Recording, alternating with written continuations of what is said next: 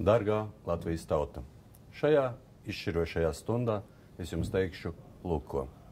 Abonējiet Rīgas laiku un viss jums būs.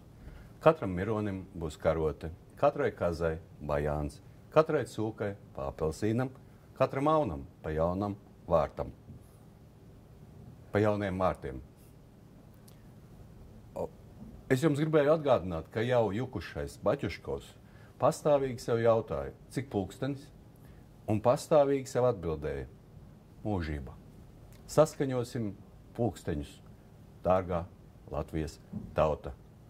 Pacelsim glāzi, izdzersim to, uzkodīsim sīpolu un slavēsim savu Dievu. Durchļaiden Licht.